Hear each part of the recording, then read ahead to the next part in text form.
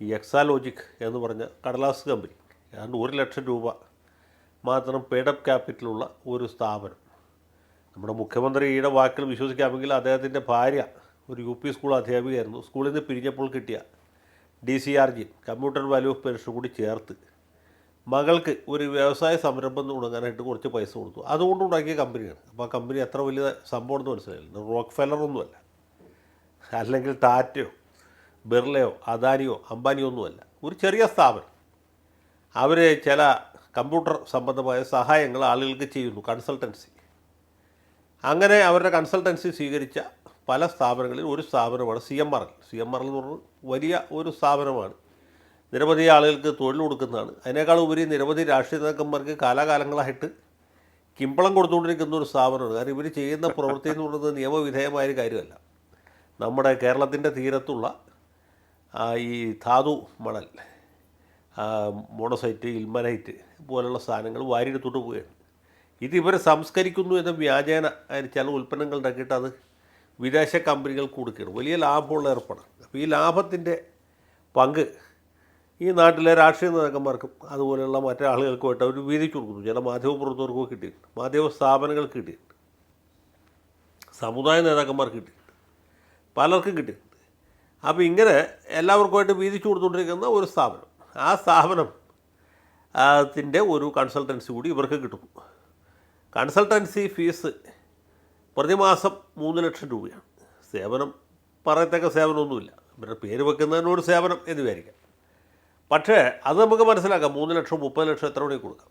പക്ഷേ ഇവിടുത്തെ ഒരു പ്രത്യേകത എന്ന് വെച്ചാൽ 3,00,000 രൂപ കമ്പനിയുടെ അക്കൗണ്ടിലും 5,00,000 രൂപ കമ്പനിയുടെ ഏക ഉടമസ്ഥയായ, അതായത് ഒരേ ഒരു പാർട്ണർ അല്ലെങ്കിൽ ഒരേ ഒരു ഷെയർ ഹോൾഡറേ ഉള്ളൂ, ഒരേ ഒരു ഡയറക്ടറേ ഉള്ളൂ, അത് ശ്രീമതി വീണയാണ്.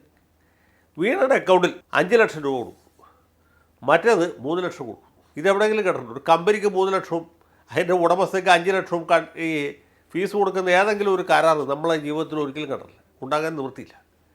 അപ്പോൾ സത്യം പറഞ്ഞാൽ ഇത് മുഖ്യമന്ത്രിയിൽ നിന്ന് കിട്ടുന്ന പല വിധത്തിലുള്ള സഹായ സഹകരണങ്ങൾക്കുള്ള ഒരു എളിയ പ്രത്യുപകാരമായിട്ട് വേണം കണക്കാക്കാനായിട്ട്. അത് അരിയാഹാരം കഴിക്കുന്ന ആർക്കും മനസ്സിലാവും. ഇപ്പോൾ ഒരു സേവനവും ചെയ്യുന്നില്ല എന്നല്ല വേറെ. ഇപ്പോൾ സേവനം ചെയ്താൽ തന്നെ കമ്പനി കൊടുക്കുന്നത് മനസ്സിലാക്കാം, ഉടമസ്ഥ കൊടുക്കുന്നതിന്. അപ്പോൾ ഇങ്ങനൊരു സംഗതി നടക്കും. ഇത് കാലാകളങ്ങളിലായിട്ട് നടക്കും. അങ്ങനെ കോടിക്കണക്കിന് ഉറുപ്പ്യ ഈ കളങ്കിതനായ അല്ലെങ്കിൽ ആരോപണ വിധേയനായ ഒരു വ്യവസായിയിൽ നിന്നും കേരളം ഭരിക്കുന്ന മുഖ്യമന്ത്രിയുടെ മകൾ കൈപ്പറ്റിക്കൊണ്ടേയിരിക്കുന്നു. ഇത് നമ്മളാരുമല്ല കണ്ടുപിടിച്ചത്. ഇത് സീരിയസ് ഫ്രോഡ് ഇൻവെസ്റ്റിഗേഷൻ ഓഫീസ് എന്ന് പറഞ്ഞ ഒരു സാധനമുണ്ട്, ഇൻകം ടാക്സ് ഡിപ്പാർട്ട്മെൻറ്റ്. അവരാണ് പുറത്തു വിടുന്നത്. അവരുടെ റിപ്പോർട്ടിൽ നിന്നാണ് നമ്മളറിയുന്നത്.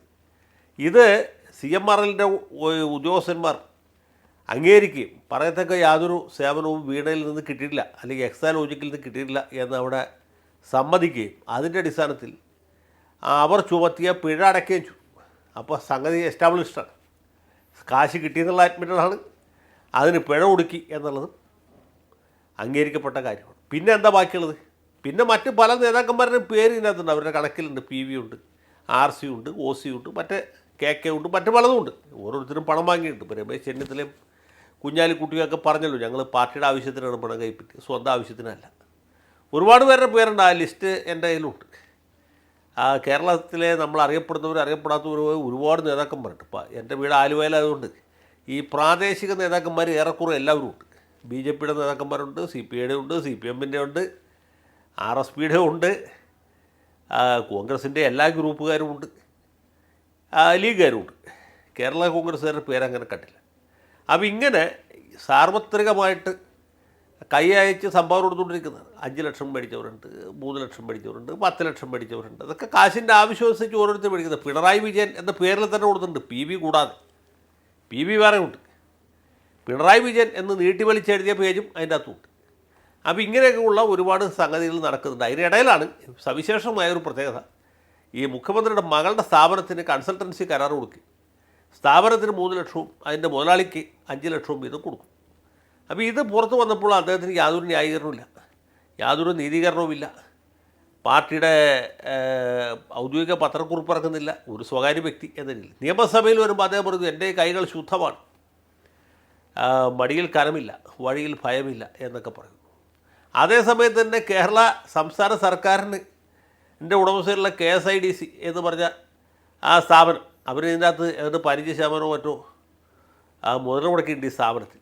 അവർ മുൻകൈ എടുത്ത് ഹൈക്കോടതിയിൽ കേസ് കൊടുക്കുന്നു, ബാംഗ്ലൂരിൽ കേസ് കൊടുക്കുന്നു, ഡൽഹിയിൽ കേസ് കൊടുക്കുന്നു. എന്തിനു വേണ്ടിയിട്ടാണ്? ഇതിൻ്റെ തുടർ നടപടികൾ ഉണ്ടായിരിക്കാൻ പറ്റി.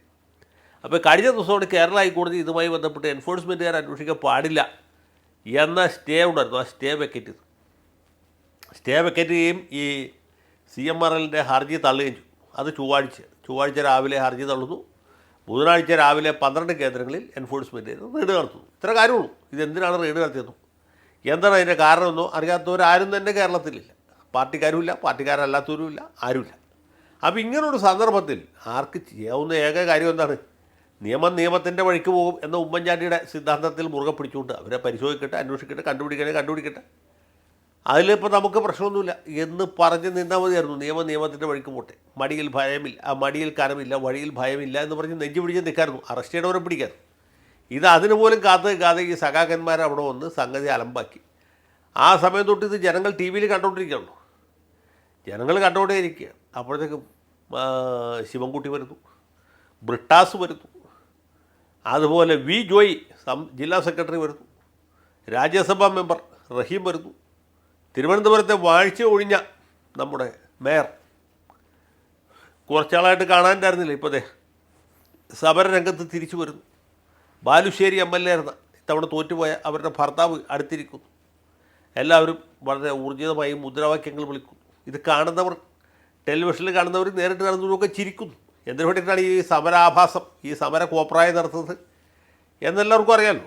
അപ്പോൾ കണ്ടവരൊക്കെ പുച്ഛിക്കുന്നു, പരിഹസിക്കുന്നു. പക്ഷേ അവർക്ക് കുഴപ്പമില്ല. അവരെ സംബന്ധിച്ചിടത്തോളം ഉറക്കെട്ട തൊലിയാണ്.